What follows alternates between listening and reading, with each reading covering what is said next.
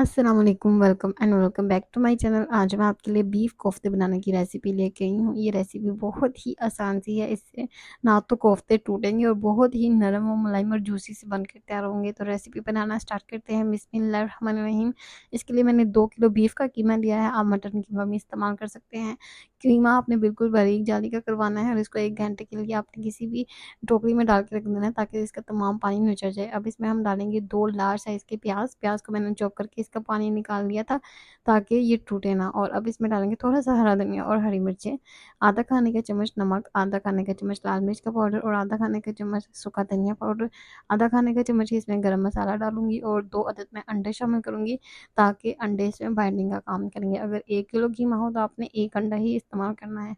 तो तमाम चीज़ें डालने के बाद आपने इसको हाथ के साथ अच्छे से मिक्स कर लेना है।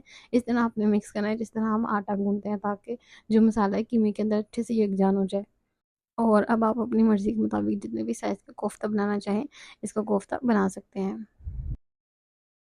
और इस पॉइंट पर अगर आप मेरे चैनल पर नए हैं तो चैनल को सब्सक्राइब कर दें और बेल आइकन को भी प्रेस कर दें ताकि नए आने वाले वीडियोस का नोटिफिकेशन सबसे पहले आप तक पहुंचे। तो ये देखें, कोफ्ता बनकर तैयार हो चुका है। इसी तरह मैं तमाम कीमे के कोफ्ते बना लूँगी और ये तकरीबन 50 कोफ्ते बनकर तैयार हुए थे। और अब हम ग्रेवी बना लेते हैं। इसके लिए मैंने 1 कप घी लिया है और इसको गर्म कर लिया है। अब इसमें डालेंगे 2 लार्ज साइज़ के प्याज। मैंने इसमें थोड़ा सा पानी डाल के इसको पेस्ट बना लिया था और अब मैं इसको फ्राई कर लूँगी। हल्का-सा इसमें कलर आने देंगे, फिर इसमें हम डालेंगे 2 खाने के चम्मच अदरक लहसुन का पेस्ट।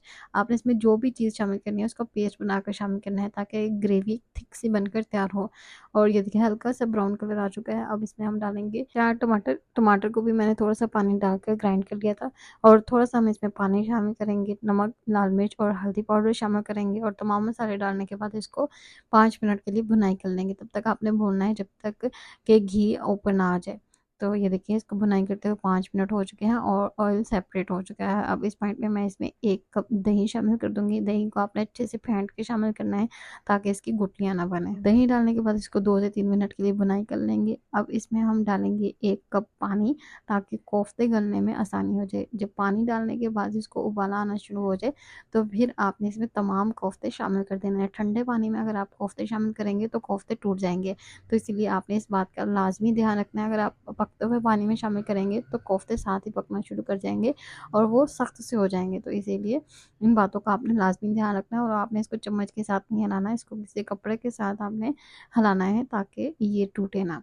तो अब मैं इसको ढक कर रख दूँगी तकरीबन 25 से 30 मिनट के लिए और दरमियान-दरमियान में आपने इसको इसी तरह कपड़े के साथ हिलाते रहना है। चम्मच बिल्कुल भी नहीं हिलाना वरना ये टूट जाएँगे।